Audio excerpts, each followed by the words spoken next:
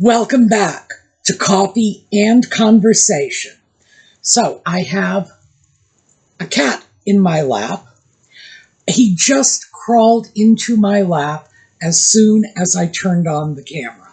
Prior to that, he was sleeping in the chair behind me. Yeah, I know. Shove your tail up my nose. Anyway, he's been sleeping all day long. I'm surprised because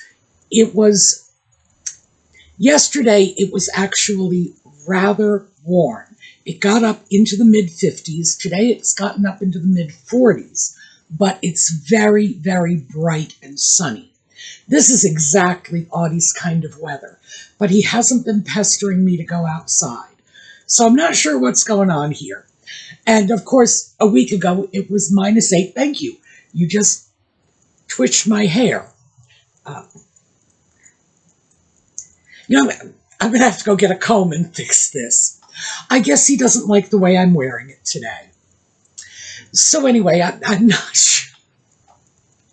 Sorry. I'm not going to cut that out. I'm going to leave that in because I want you folks to see what I have to put up with. Anyway, for some reason, he does not want to go out. It was -8 a week ago. You would think he would be grateful for all the sunshine and the relatively warm weather. I find in the 40s to be great weather. Audie shares that with me. We tend to like the cold more than we like the heat. So I don't know what to say. Obviously, he's not going anywhere. And this may be another video where Audie just photobombs for like a half an hour. We'll have to see. So yellow. The yellow is all wrapped up in this pin, which is a crab. And this was made from Steph. She's one of our angels who manages the suemeangels Facebook page. And Steph has a company called Beads and Baubles, because I always get that wrong. I always want to say baubles and beads. And I'm pretty sure that's from the musical Kismet, by the way. But it's Beads and Baubles, Steffi's Beads and Baubles. And this is a repurposed watch face. What you cannot see, and I'm hoping you can see all the yellow beads in this crab's little legs. What you cannot see is the watch face is Mickey Mouse.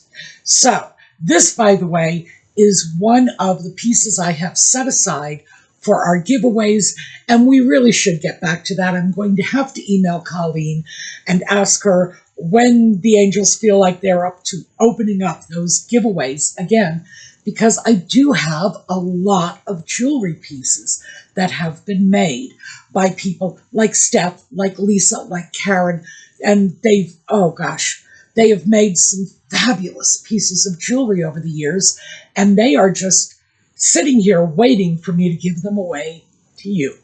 So we'll have to sort that out. Now, the yellow, of course, is for Lex's mom. It's for Catherine. It's for everybody who is coping with cancer. And there are far too many of you to name you all individually. So Catherine and Lex's mom have sort of become our poster children for it. We are sending you out our very, very best wishes. So we're going to break briefly, 22 seconds, for the intro. That's your chance to grab a cup of coffee, go to the bathroom, whatever you need to do, and then settle in, because we are going to deal with a little more viewer input.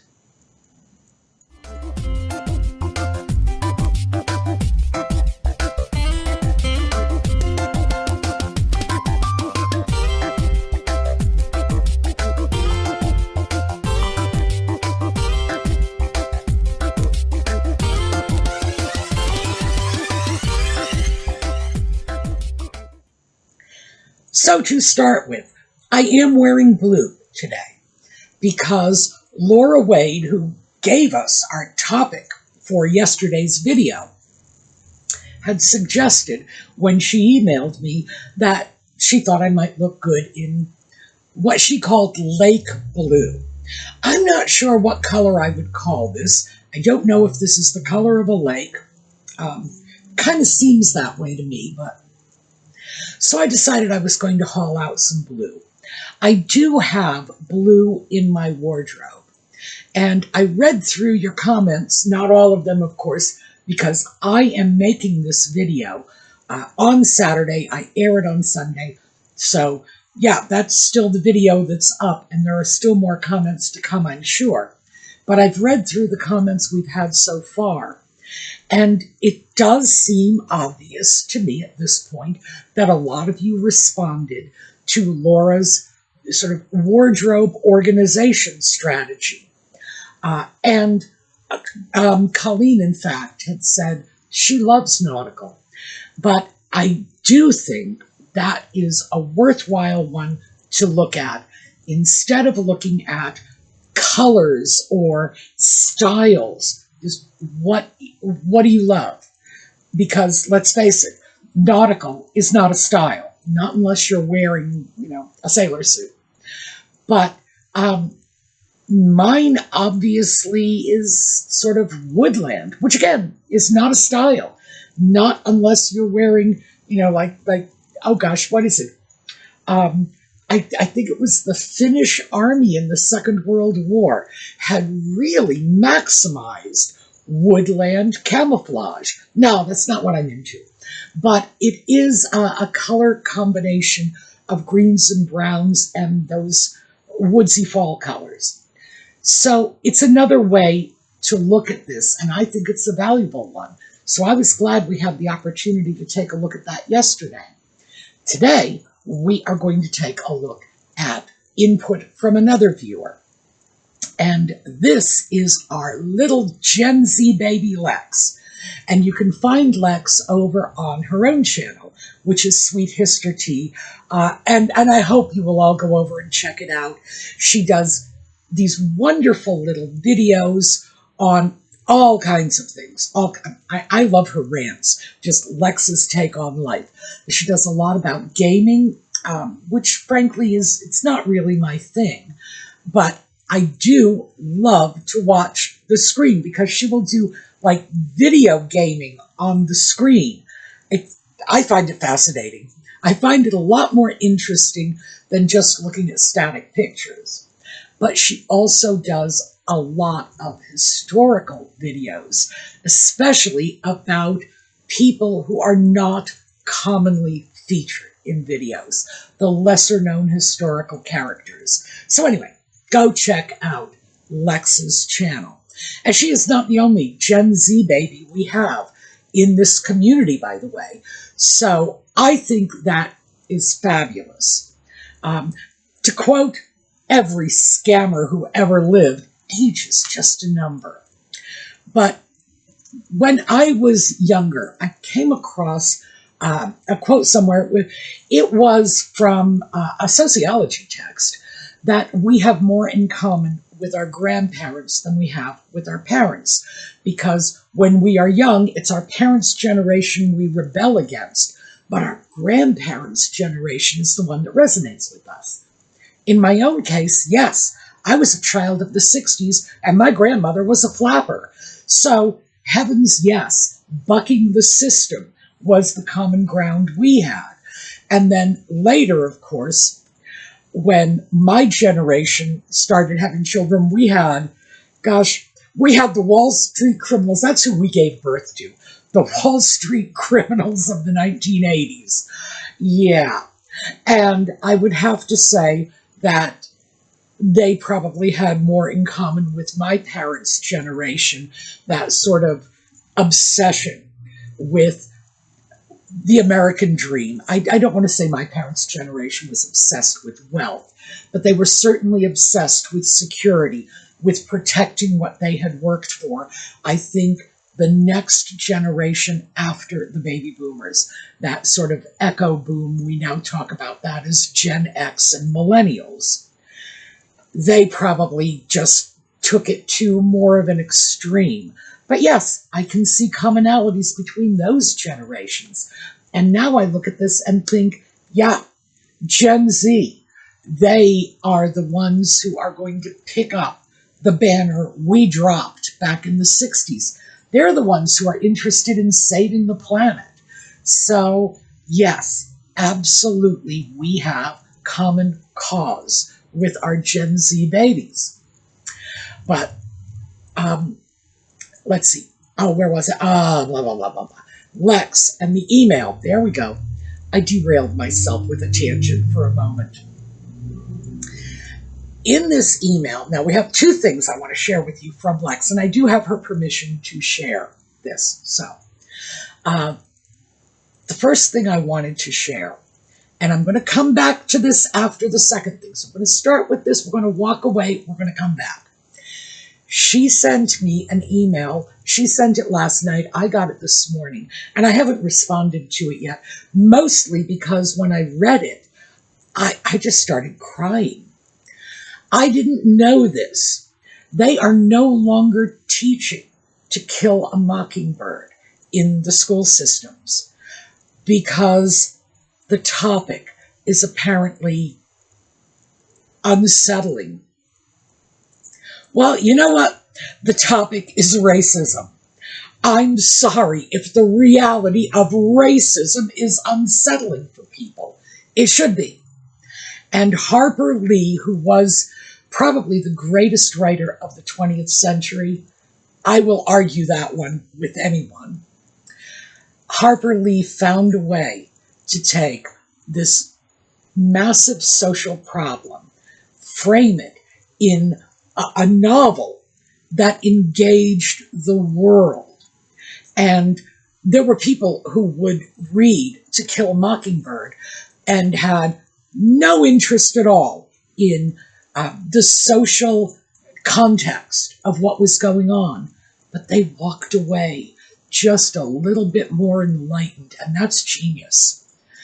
The idea that what is, in my opinion, as I say, I'll argue with this with anyone, in my opinion, the finest novel to come out of the 20th century is no longer being taught in schools.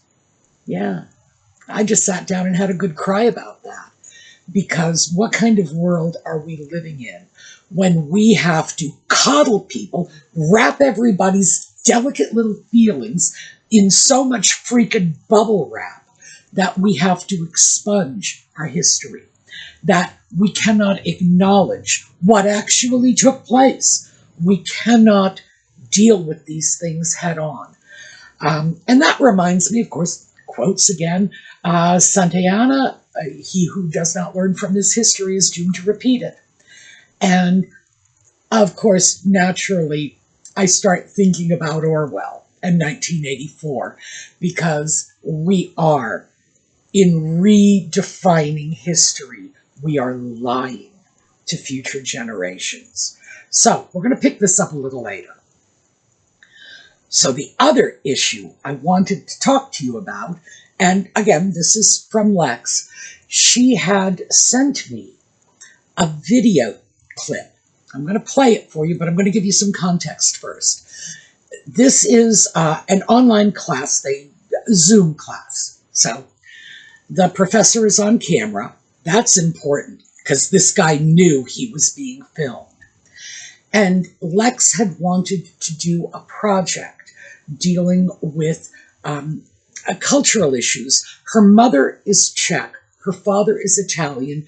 She is from Canada, and both her parents immigrated to Canada. I'm assuming they met and married in Canada, although I haven't asked.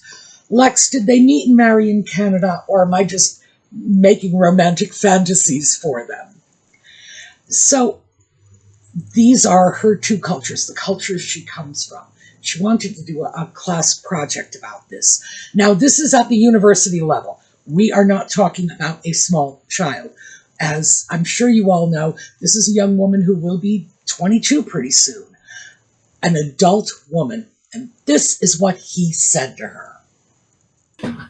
Yeah, you are definitely a mixed race little brat. And the mixed race brats out there don't have an identity. They don't have personality. And they don't have a place. I think it's pretty interesting. I was flabbergasted. And this is so wrong on so many levels. Factually, it is wrong. The Czech people and the Italian people are both European people. I'm not sure where somebody has decided they are two different races. Although, I will say this, the professor can't get away with it, but a couple of 100 years ago, people would, in fact, refer to a culture or a nationality as a race. But no. In the 21st century, because this happened recently, Czech people, Italian people, they are not different races. I do not imagine that Lex self-identifies as mixed race. Why would she? And that's just the tip of the iceberg. The man actually called her a little mixed race brat. And then went on to say that because of this, because her mother is Czech and her father is Italian, this is his rationale, that she has no personality, no identity, no place. What? And even better, he caps that off by saying, that's interesting. No, that's horrifying. If that was in fact the truth, it would be horrifying that a child, because their parents came from different countries and to some extent different cultures, and that's to a very, very small extent. Her parents are both from European cultures, and quite frankly, you're really splitting hairs when you are saying Czech culture and Italian culture are somehow fundamentally different. No, not really. We're talking about European people who had the same medieval history behind them for hundreds, many hundreds of years. They were of the same religion. They followed the same church, the same pope. And in fact, they often shared the same rulership with the Holy Roman Empire. And come on. So, Lex has reported the professor. I'm so glad she did, because this is so inappropriate.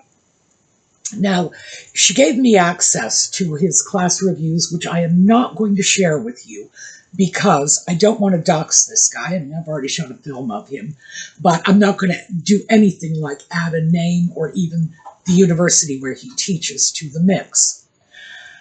But this is apparently who he is and what he does. And it was astounding to me. We're talking about the 21st century. That is the sort of thing that I might have expected 50 years ago when I was Lex's age. We did hear things like this. We did hear them on college campuses. We did hear words like this coming out of the mouths of well-educated people. This guy shouldn't be teaching. This guy shouldn't be anywhere near, I was going to say small, impressionable young people, but no, he shouldn't be near anyone. This is somebody who should probably be held in an isolation cell until the madness passes. And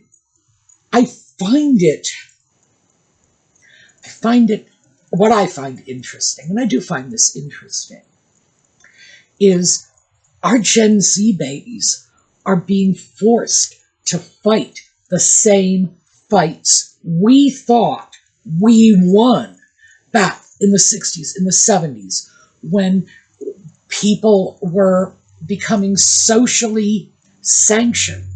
If they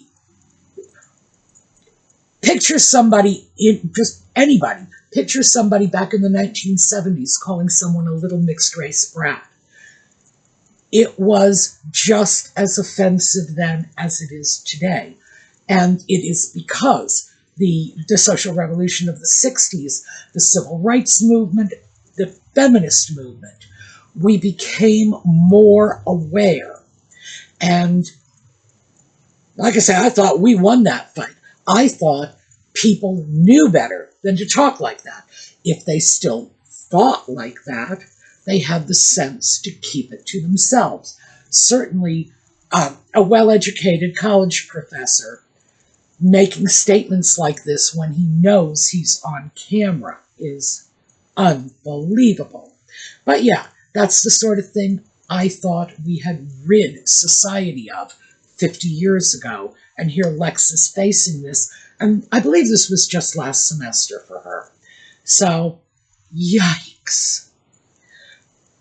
Back to Kill a Mockingbird.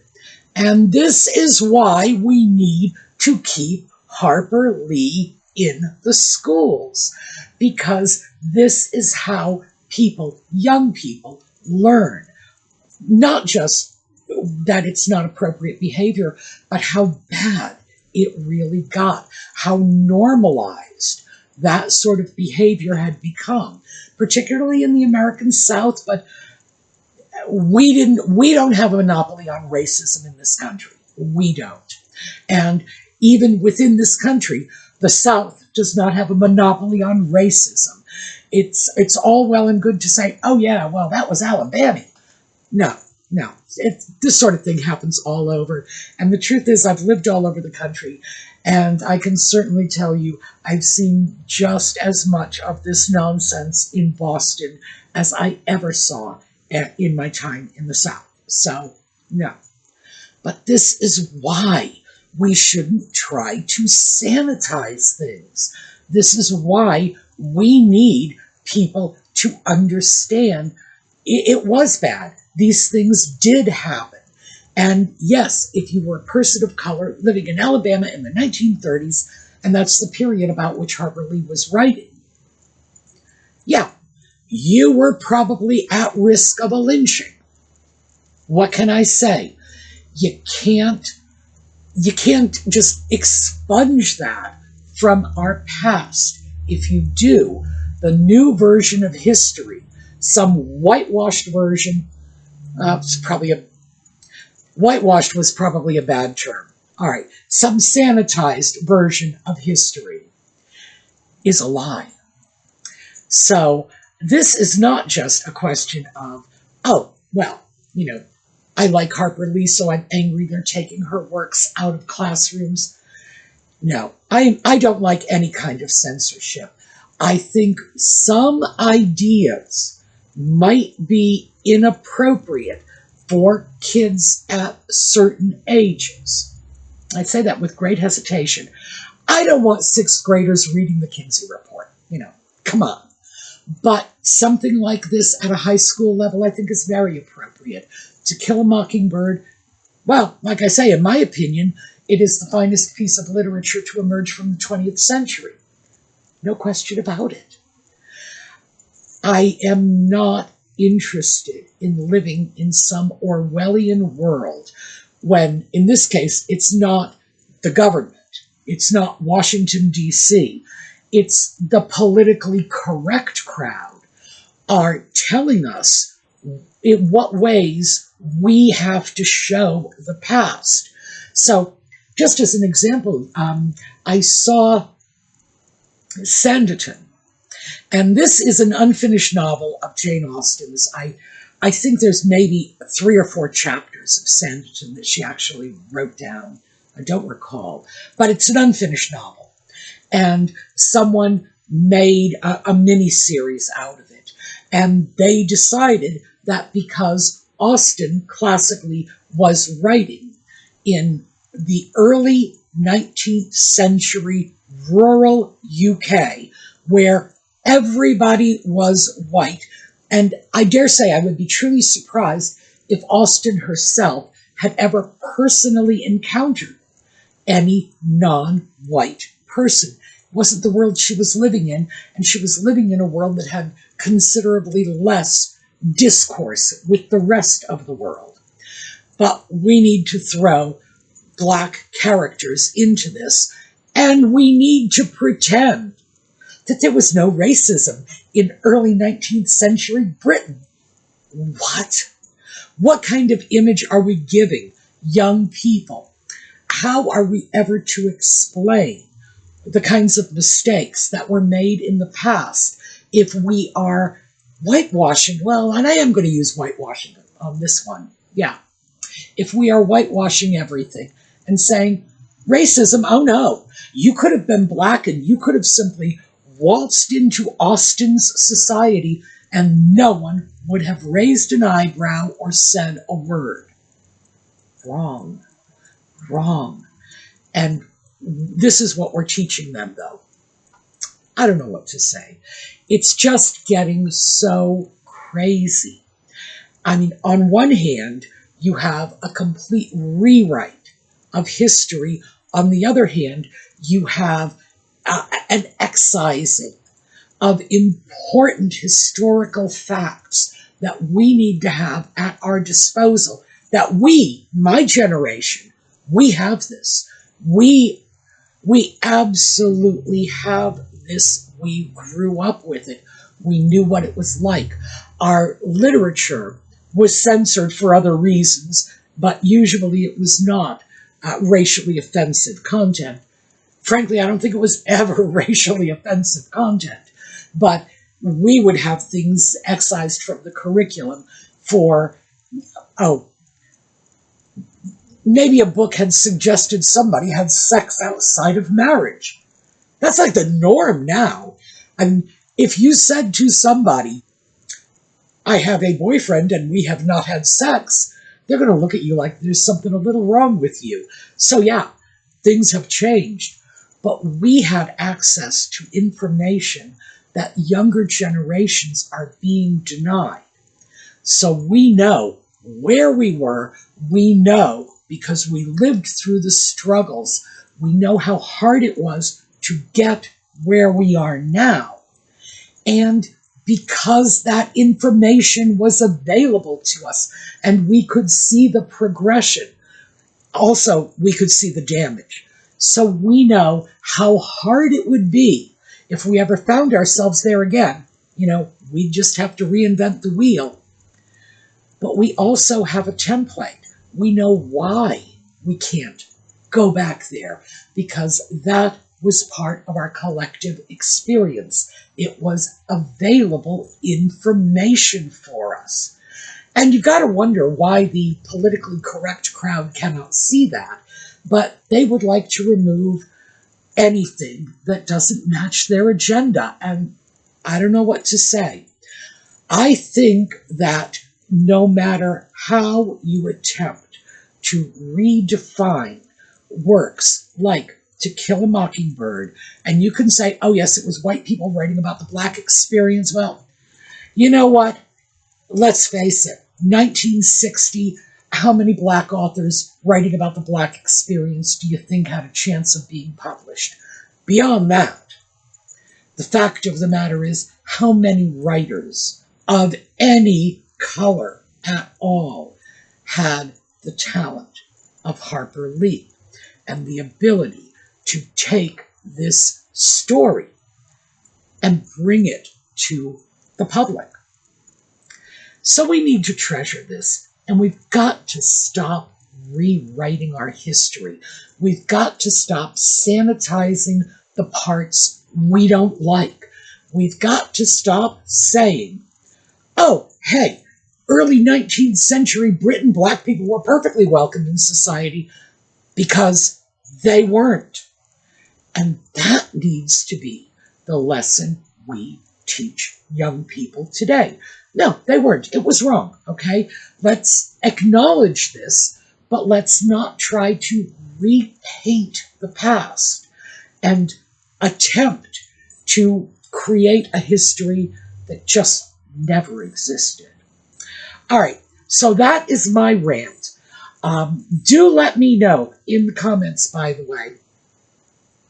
Are you as thunderstruck as I am by what that professor said to Lex? Because I felt, when I first heard what he said, I felt like I had slipped into a time warp.